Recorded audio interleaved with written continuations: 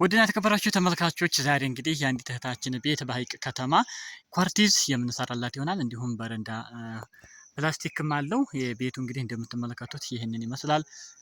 እንግዲህ አሁን ፖንቲ እንደምታዩት በዚህ መንገድ አዋቃቅረናል ማለት ነው።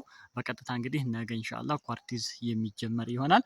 ቤቱ ያለው ሁኔታ ይህንን ይመስላል። ለዚህ ቤት እዚህ ጋር የምትመለከቱት እንግዲህ ለዚህ ቤት የመጣ ኳርቲዝ ቀለም ነው ማለት ነው።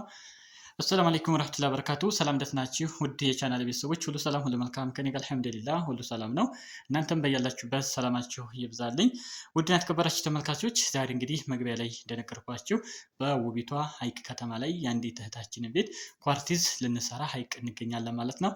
ለዚህ ቤት እንግዲህ እንደምታዩት ሲግማ ኳርቲዝ ነው የቀረበው ማለት ነው። እንደምትመለከቱት እዚህ ጋር ሲግማ ይላል ማለት ነው። ስለዚህ ኳርቲዙ ሲግማ ነው። ቤታችሁን ስታሰሩ እንግዲህ በአሁኑ ሰዓት የተሻሉ ወይም ደረጃ አንድ የሚባለው እስከዛሬ ኮከብ ነበር። አሁን ደግሞ ከሱ የተሻለ ሲግማ ሆኖ ተገኝቷል ማለት ነው። ስለዚህ በሁለቱ የኳርቲዝ አይነቶች ብታሰሩ እጅግ በጣም አሪፍ ነው። ስለዚህ ለእህታችንም እንግዲህ እንደምታዩት 30 ኳርቲዝ ቀርቧል ለዚህ ቤት። ሲያልቅ ደግሞ የምናየው ነው የሚሆነው። ውድ ተመልካቾች ለዚህ ቻናል አዲስ ከሆናችሁ ሰብስክራይብ በማድረግ የደወል ምልክቷን በመጫን ቤተሰብ ሁኑ። የዘወትር ተከታታዮቼ እንደተለመደው ላይክ፣ ሼር ማድረጋችሁን አትርሱ። ሀሳብ አስተያየታችሁን ኮሜንት ላይ አስቀምጡልኝ። በዚሁ አጋጣሚ እንግዲህ ሀይቅና አካባቢዋ ላላችሁ የፊኒሽንግ ስራ ማሰራት ለምታስቡ በተለይ ሬዲ ለሆናችሁ ከመመለሳችንም በፊት እንግዲህ ልንሰራላችሁ እንችላለን። ኮሜንት ላይ በሚቀመጠው ስልክ ቁጥር ማናገር ትችላላችሁ ማለት ነው። እንግዲህ ውድ ተመልካቾች ይህንን ይመስላል። እህታችን እዚህ ኳርቲዝ ላይ እንግዲህ ሁለት አይነት ከለር አለ 96 ኬ እና እንዲሁም 117 ማለት ነው። በሁለት አይነት ከለር የሚሰራ ነው የሚሆነው። ስለዚህ ኳርቲዙ ይህንን ይመስላል። ውድና የተከበራችሁ ተመልካቾች ቤቱ እንግዲህ እንደምትመለከቱት ከውጭ ያለው ሁኔታ ይህንን ይመስላል። ላይ እንደምታዩት ግርፉ መጋጠሚያው ላይ ወደ ላይ በደንብ አልተገረፈም።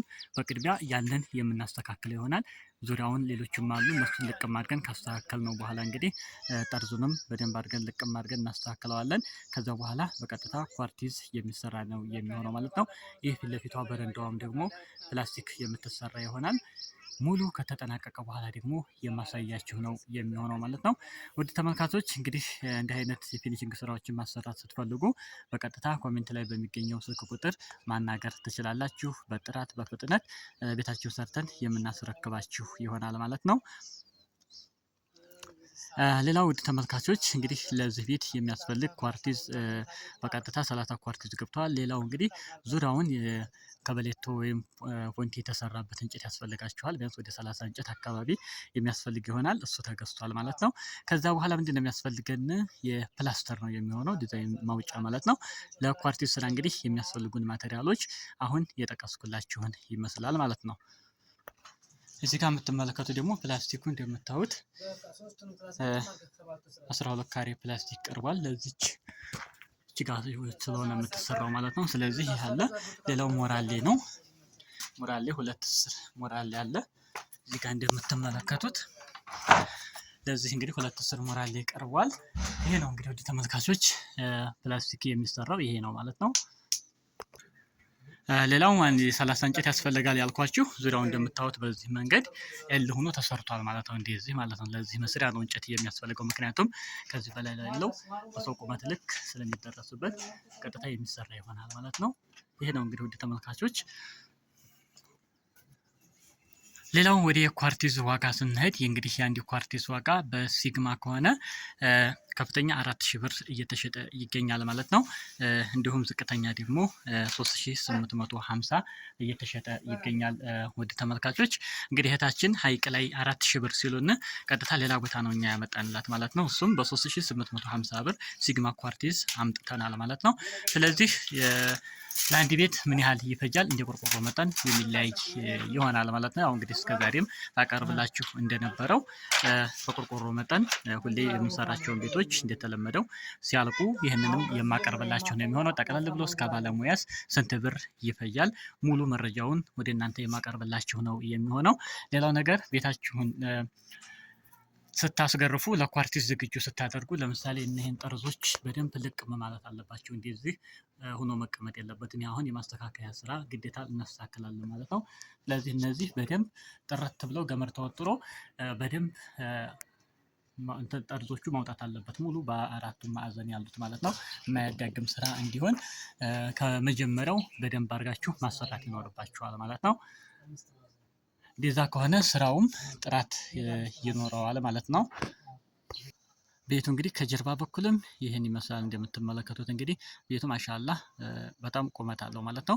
በተለይ እዚህ አካባቢ ወደ ደቡብ ወሎ ስንመጣ አብዛኛው ቤቶች ቁመታቸው እጅግ በጣም አጭር ነው።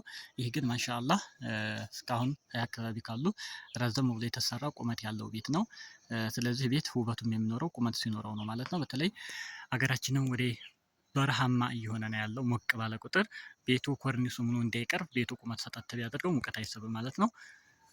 ስለዚህ ቤቱ ማሻአላህ በዚህ መንገድ የተሰራ የሆነ ነው ማለት ነው። ውድ ተመልካቾች እንግዲህ ይህንን ከ3 ቀን በኋላ ኢንሻአላህ ሙሉ ለሙሉ ኳርቲዙ ተሰርቶ አልቆ የምናሳያችሁ ይሆናል። እንዲሁም ደግሞ ምን ያህል ኳርቲዝ ወሰደ በብር ደረጃ ሲጠቅለል ብሎ ከነ ባለሙያ ሁሉም ሆኖ ስንት ብር ፈጀ የሚለውንም እያንዳንዱ የምንነግራችሁ ይሆናል። እህታችን እንግዲህ ቤቱም እንግዲህ ይህንን ይመስላል። ስራው ተጀምሯል። ኢንሻአላህ በቅርብ ጨርሰን የምናስረክብሽ ነው የሚሆነው።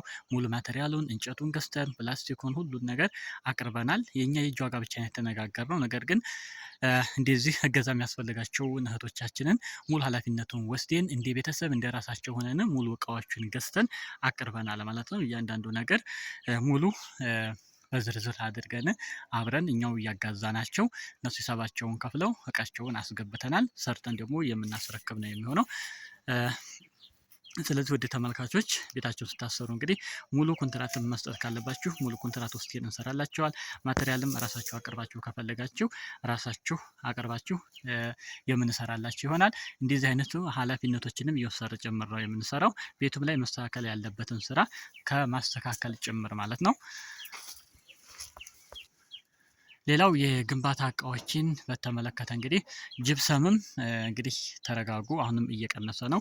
ከ750 ትሸጥ የነበረው እንግዲህ 650 ብር አሁን የሚመጣው እንደሚሸጥ ነው እንግዲህ መረጃ እንትን ያለው በቅርብ ይገባ በዚህ 2-3 ቀን። ስለዚህ 650 ከደረሰ አሁንም ይቀንሳል ብለን ተስፋ እናደርጋለን ማለት ነው። ምክንያቱም የጨመረው የትራንስፖርት ነው። ትራንስፖርቱ ከቀነሰ ዋጋው ይቀንሳል። ምክንያቱም ኳርቲዝ ማነው ጅብሰም ጨምሮ አይደለም ማለት ነው። ስለዚህ እቃዎች ኢንሻአላህ በቅርብ እንደሚቀንሱ ተስፋ እናደርጋለን። የቀነሱ እቃዎች ሲኖሩ በቀጥታ መረጃዎችን የማቀርብላችሁ ይሆናል። ሌላው ጠርዝ ያልኳችሁ እዚህ ጋር እንደምትመለከቱ ለምሳሌ ይሄ በደንብ ጠርዙ አልወጣም ማለት ነው። እንደዚህ አይነቶችን በቃ በደንብ ልቅብ ብለው ጠርዙ መውጣት አለበት ስታስገርፉ ማለት ነው። ስለዚህ አሁን ይሄ ኳርቲዝ ይሰራ ብሎ ሲታሰብ ግዴታ ይሄንን ማስተካከል ይኖርብናል ማለት ነው። የማያደገም ስራ እንዲኖር ከመጀመሪያው ከግርፉ በስርዓት ከተገረፈ ስራዎቹ አያዳግሙ ማለት ነው። ስለዚህ እንዲህ አይነቶችን በጥንቃቄ ብታሰሩ አሪፍ ነው ማለት ነው። ምክንያቱም ቀላሉ ነገሮች ናቸው ብዙ ወጪን የሚያስወጡት ማለት ነው። በዛ ላይ ደግሞ መጀመሪያ ክፍያ የከፈላችሁበት ስለሆነ ያ ለተከፈለበት ነገር ስራው በአጥጋቢ ሁኔታ መሰራት ይኖርበታል ማለት ነው። ውድ ተመልካቾች ለማንኛውም እንግዲህ ለዛሬው ያው ማስታወቂያ እንሰራሁላችሁ። በተለይ እዛ አካባቢ ላላችሁ ማሰራት ለምታስቡ አናግሩን፣ የምንሰራላችሁ ይሆናል ማለት ነው። ከዚህ በዘለለ ደግሞ የስራዎቹ ሁኔታ የመጀመሪያውን ሁኔታ እንድታዩት ብዬ ነው። ሲያልቅ ደግሞ የምታዩት ይሆናል በቅርብ ኢንሻአላህ። ውድ ተመልካቾች በሌላ ቪዲዮ እስከምንገናኝ በያላችሁበት ሰላማችሁ ይብዛልኝ። ቪዲዮ ላይክ አድርጉልኝ፣ ሼር አድርጉ። ለቻናሉም አዲስ ከሆናችሁ ሰብስክራይብ ማድረጋችሁን አትርሱ።